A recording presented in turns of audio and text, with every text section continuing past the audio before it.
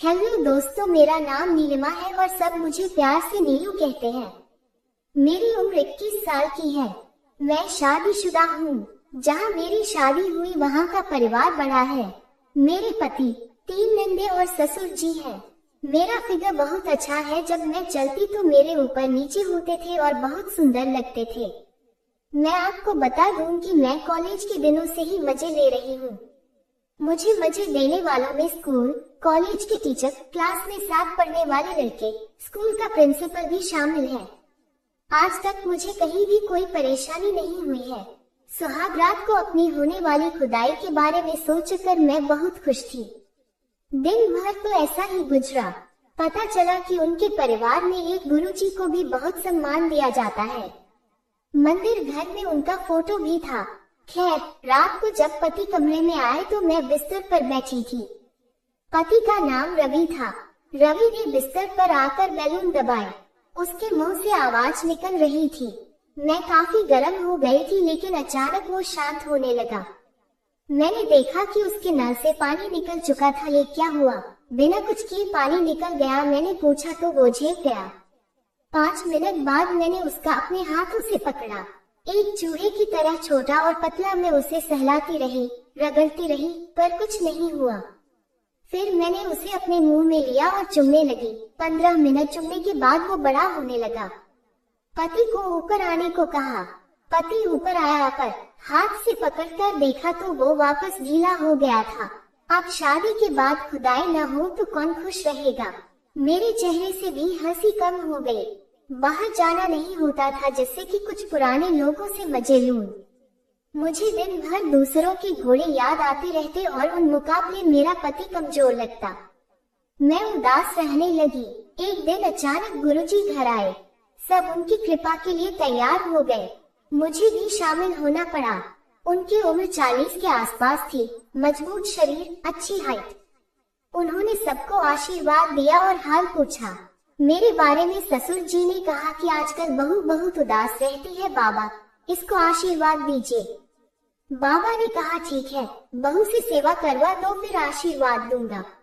अब मेरी ड्यूटी लगी उनको खाना, प्याला, कपड़ा, पूजा, दूध आदि देने की। मैंने भी सोचा चलो देखते हैं क्या होता है। बाबा के लिए छत वाला कमरा ठीक कर दिया गया था।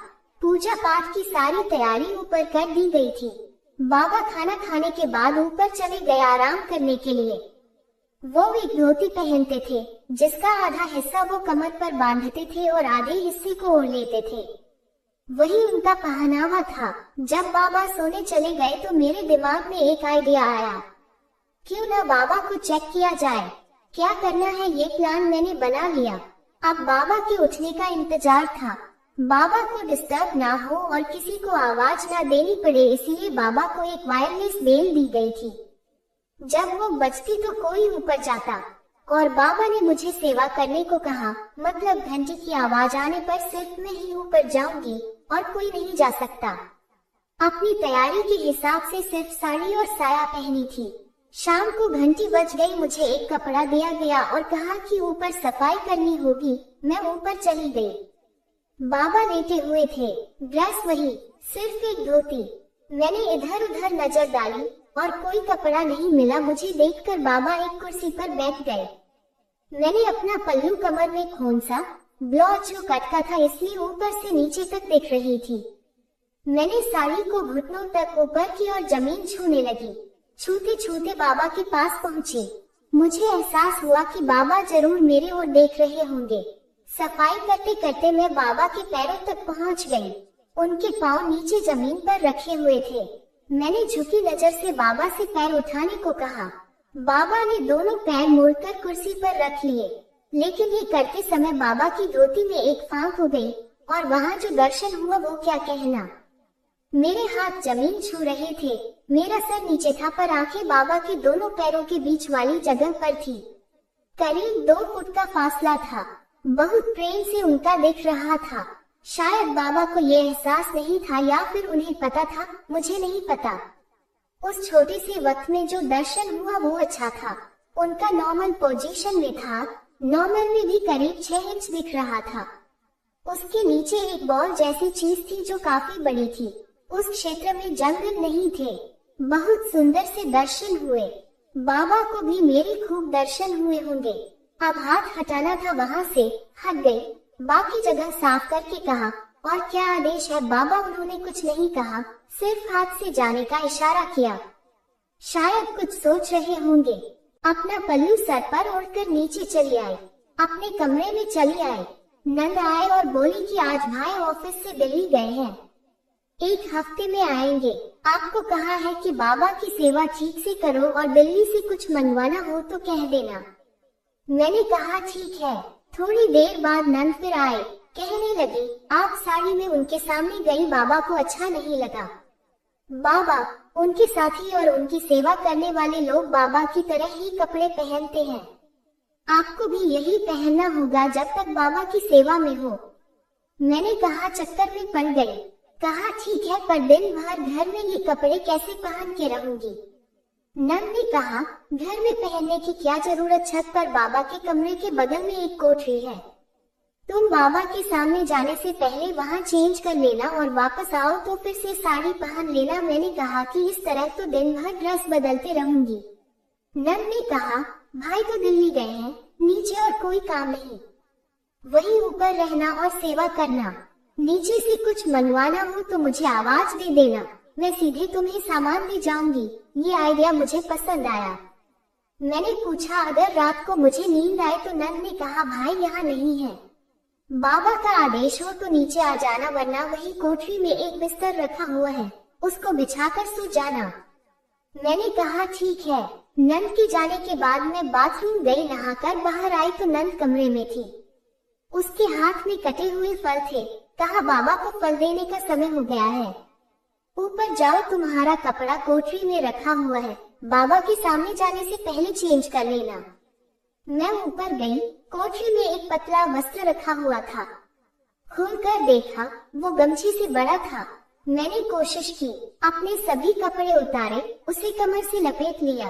एक बार लपेट के गांठ लगाई तो वो मेरे घुटनों के ऊपर ही था। बैठकर देखा तो जहाँ गांठ बांधी थी वहाँ से पूरा ओपन हो गया और मेरी सब दिख रही थी। एकदम पतला सा गमछे जैसा, पहना नहीं पहना सब बराबर। खैर मैंने उसे पहन लिया और बाबा के सामने फल की थाली ले गई। बाबा ने मुझे देखा और बैठने को कहा। मैंने खुद को अपने घुटनों पर बैठाया। मेरे कपड़े बार बार घुटनों से साइड में हट रहे थे। कपड़ा हट जाने पर मेरी दिखने लगती थी, मैं वापस कपड़े से ढक लेती।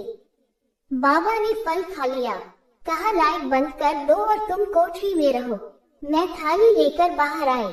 नंद सीढ़ी पर थी। मैंने कहा, बाबा ने कोठरी में रहने को कहा है, शायद वही रहना पड़ेगा। नंद बोली, कोई बात नहीं। वो चली गई और एक चादर लेकर आई। बोली, ये ओढ़कर सो जाओ। मैंने कहा ठीक है, पर मन ही मन सोचा, चादर किसको चाहिए, मैं तो ये कपड़ा भी उतार के रहूंगी। वो चली गई। मैंने छत का दरवाजा बंद कर लिया। अब नीचे से कोई डिस्टर्ब नहीं करेगा। बाबा ने तो मेरा पूरा दर्शन कर ही लिया है, अब क्या छुपाना। मैं बाबा के पास आई और उनको दूध दिया। उनके सामने पालथी मार कर बैठी। सामने से सब ओपन। दूध पीते पीते बाबा भी पालथी मार ली। अब उनका मेरे सामने था। मैंने अपनी नजर वही लगा दी। लगा कि बाबा का घोड़ा बड़ा हो रहा है। एक बार मैंने दरवाजे की तरफ देखा। उस मौके का फायदा उठाते हुए बाबा ने अपना एडजस्ट किया।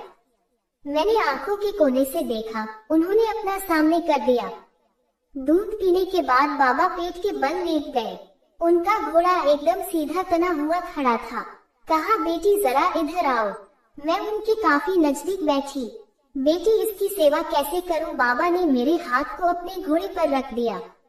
कितना गरम और मोटा, एकदम टाइट। मैंने घोड़ा पकड़ लिया और उसे ऊपर नीचे करने लगी। कुछ देर करने के बाद बोले, आओ बेटी, अब इस पर बैठ जाओ। मैं बाबा के घोड़े पर बैठी। जैसे जैसे मैं बैठ रही थी वैसे वैसे उनका घोड़ा उछल रहा था। आनंद से मेरी आंखें बंद हो गई। कितना अच्छा घोड़ा मिला। अब बाबा ने नीचे से दौड़ाना शुरू कर दिए। इतना आनंद, स्वर्ग जैसा आनंद। 1.5 घंटे के बाद बाबा ने मुझे नीचे किया। मैं बार बार झुकी हुई थी। अब मेरी हालत खराब होने लगी, पर बाबा में वही जोश था। फिर उन्होंने मुझे 1 घंटे तक सवारी कराया। जब बाबा के घोड़ा पानी निकाल दिया तब शांति हुई। सुबह तक बाबा ने मेरी कई बार सवारी की। बाबा ने कहा तो फिर कल आना, सवारी करूंगा। ये कहकर वो अपना मेरे मुंह में डालकर सो गए। अगर मेरी यह कहानी अच्छी लगी तो लाइक, शेयर और कमेंट जरूर करें। धन्यवाद।